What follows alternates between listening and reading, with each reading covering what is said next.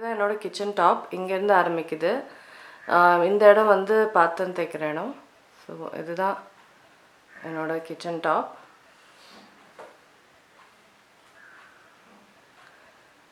இது வந்து cup holder. நான் எங்கெல்லாம் வந்து இதெல்லாம் திங்ஸ் வாங்கியிருக்கேன் அப்படின்றது நான் கீழே டிஸ்கிரிப்ஷன் பாரில் போடுறேன். இது அமேசானில் வாங்கினது தான் நினைக்கிறேன். இந்த கப் ஹோல்டர்ஸ் நிறைய கப்ஸ் ஆக்சுவலாக இது இதில் வச்சுக்க முடியுது. அடுத்தது இந்த இது பார்த்திங்கன்னா இது வந்து இந்த மாதிரி கரண்டிங்லாம் ஹோல்ட் பண்ணுறதுக்கு.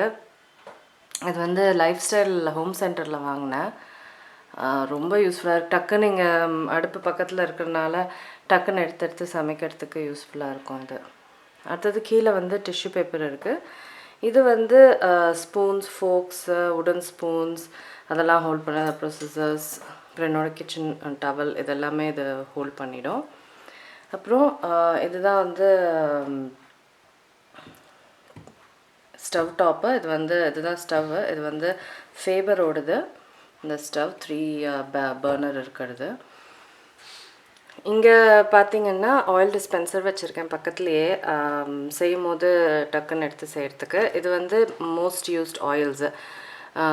இது வந்து தேங்காய் எண்ணெய், இது வந்து கருப்பட்டி நல்லெண்ணெய். இது பக்கத்துலேயே வந்து லைட்டர் இருக்குது. அடுத்தது இது வந்து நைஃப் ஹோல்டர்.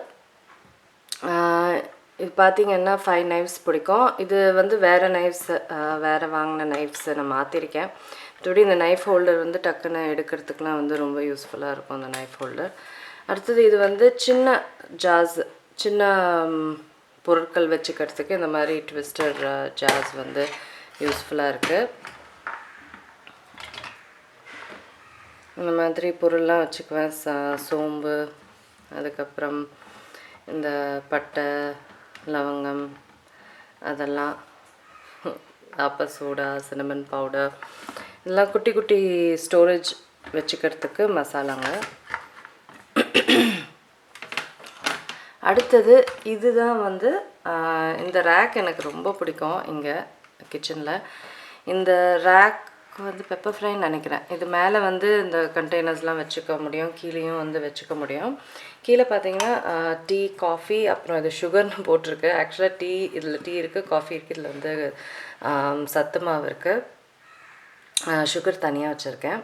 அப்புறம் மேலே வந்து இந்த ஜார்ஸில் வந்து கடுகு, சீரகம், பெப்பர்கார்ன்ஸ், வெந்தயம், அப்புறம் பின்னாடி வந்து சுண்டல், இது ரெண்டுமே சுண்டல்.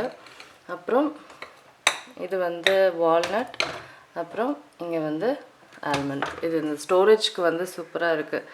சமைக்கும் போது டக்குன்னு எடுத்து போடுறதுக்குலாம் வந்து இந்த ஸ்டோரேஜ் வந்து சூப்பராக இருக்கும். அடுத்தது இந்த இடத்துல பார்த்திங்கன்னா இது வந்து கல்லுப்பு, உப்பு, அப்புறம் இது வந்து நாட்டு சர்க்கரை. இந்த ஸ்டோரேஜும் இது வந்து ஏர்டைட் ஸ்டோரேஜ், நல்லாயிருக்கும் இதுவும். அடுத்தது அங்கே வந்து கல் இருக்குது, இடிக்கிற கல். இது வந்து பிளேட்லாம் வைக்கிறதுக்கு. இது நிறைய பிளேட்ஸ் இதில் வச்சுக்க முடியும் இந்த ஸ்டோரேஜில். இது ஆக்சுவலாக வந்து ஸ்டீல் தான், கொஞ்சம் துரு பிடிச்சனால நான் வந்து ஒயிட் பெயிண்ட் போட்டு கலர் பண்ணியிருக்கேன். அக்ரிலிக் பெயிண்ட்டு, ஏஷியன் பெயிண்ட்ஸோடது. ஸோ அதை போட்டு பண்ணியிருக்கேன். இது நிறைய பிளேட்ஸ் இதில் வச்சுக்க முடியும். ஸோ அவ்வளோதாங்க. இதுதான் என்னோடய கிச்சன் ஸ்டவ் டாப் ஸ்டோரேஜ். உங்களுக்குலாம் பிடிக்கும்னு நினைக்கிறேன். ரொம்ப சிம்பிளான ஒரு ஸ்டோரேஜ் தான் இது. மற்றபடி ஷெல்ஃப்ஸ்லாம் இருக்குது. உங்களுக்கு ஷெல்ஃப் ஸ்டோரேஜஸ் இதெல்லாம் வேணும் அப்படின்னா கண்டிப்பாக நான் காமிக்கிறேன் அடுத்த எபிசோடில், அடுத்த வீடியோவில். மற்றபடி உங்களை நான் அடுத்த வீடியோவில் சந்திக்கிறேன். எல்லாருக்கும் வணக்கம்.